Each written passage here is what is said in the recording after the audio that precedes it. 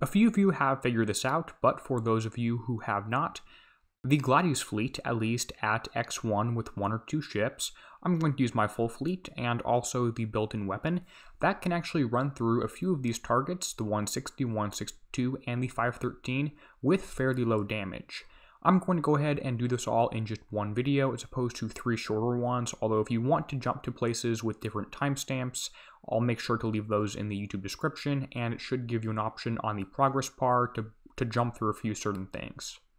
Now, the Gladius actually does quite well in these targets because its damage numbers are comparable to the Reclaimers, and to be honest, these targets do not have a whole lot of health. It does struggle a little bit when it is going against UAVs because it cannot use any countermeasures. You cannot even equip countermeasures onto the Gladius if you wanted to, so that is a little bit disappointing, to be honest. I did try running a Reclaimer flagship along with the Gladius. That didn't work out too well because the speeds were hard to control. I figure for most people, if you need to do a whole bunch of these targets, it's going to be much easier just to go through and do it with all the same ships. There's the 160. That took like 1 minute, quite easy. And of course, I'll pop up the build right here on the thumbnail again. I will show this in the YouTube description as well. And it's in my build doc, which you can go through and click in. You'll notice that my ships are mostly X1. One of them is actually at U3. Back to the damage I have shown here, you can see that I've taken about 24 minutes damage from that 160. I'm not going to go ahead and repair. This might be instant repair in base. More likely than not, there's 1 or 2 minutes of extra damage on the flagship. And here's the build again, just so you can see what's happening. The flagship does have more evade because I was running that as a tank, but I don't really intend to do that this time because I want things to be less complicated. That's the 160, quite easy to go through. Let's go ahead and do the 162, again without repairing. This one's probably going to be a little bit more damage, especially if you do mess up. By the way, I have been running my ships at, I tried this on my mini account with U0 Gladius without any heavy weapons. It did not do very well at all, which was somewhat disappointing. I was expecting that we'd be able to actually complete the target for an hour or so of damage. It took closer to 5 hours of damage, which is pretty much the entire fleet. Now, the Gladius does not have that special effect. It cannot heal the friendly turrets, you just kind of have to charge through. But the benefit of these is that it does have a much longer range and has a whole bunch of damage. It's one-shotting pretty much everything. The X1 Fire Lance Cannon, which leaves the little path there, does help out quite a bit. It's a whole lot of splash damage and goes through these targets quite nicely. Again, the downside is it takes a lot of damage from the UAVs and does have a little bit lower effective armor points overall, which you could say. And of course, it does take more damage when you're driving stacked, but I figure most people with this fleet are going to be driving stacked.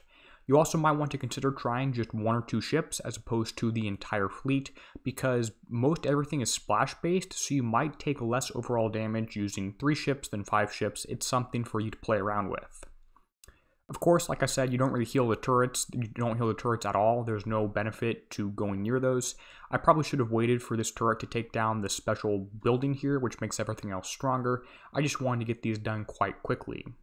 And again, the extra range here is quite nice, which sort of leads me to think that the X1 upgrades on the Reclaimer will be nice as well. Looks like we're taking a lot more damage here. I don't really think I messed up anywhere other than I went into the red ring a tiny amount in the middle.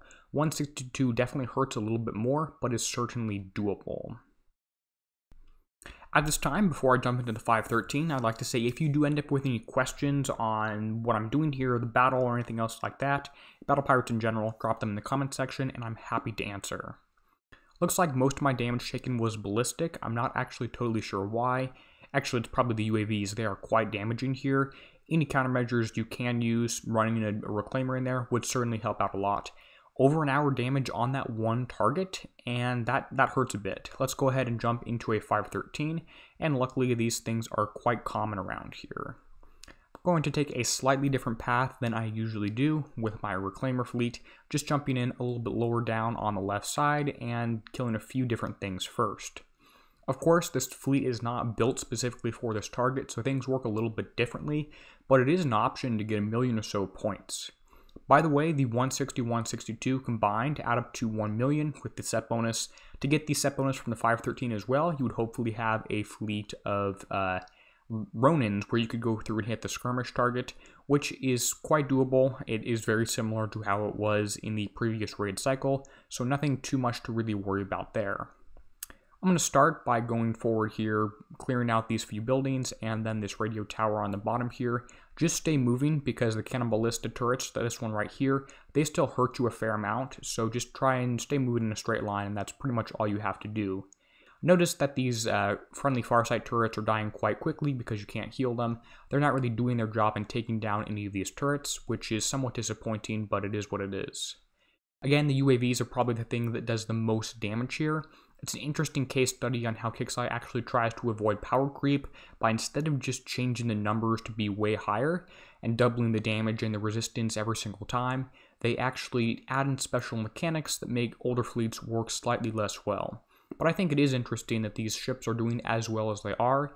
If Kixeye wants to stop this, they probably just need to add in more UAVs to the target.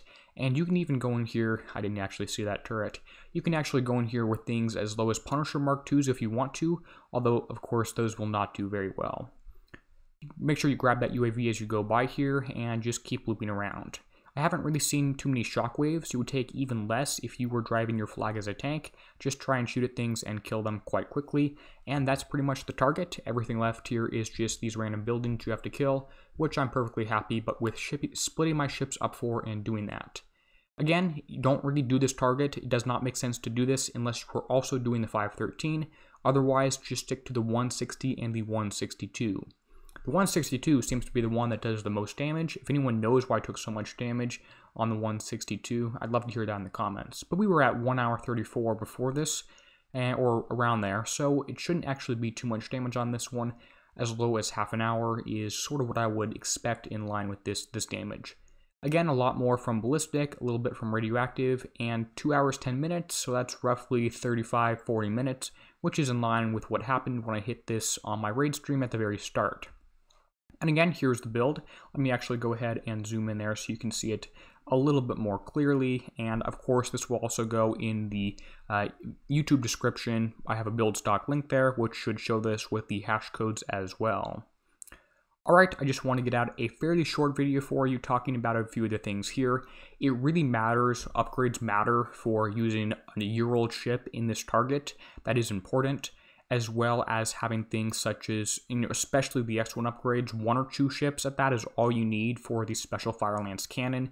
If I actually show you the full stats of this thing, it does help out quite a lot with the special X1 weapon, which does a fair amount of damage here. Can't actually see how much right off the bat, but that does 200k damage. You can see on the very top left of your screen. And it does help out. It does a 20 splash, and it's going to matter a little bit, but it's not going to be the end-all be-all. Again, I tried this with a U0 fleet and could barely get through one target, so that certainly does matter.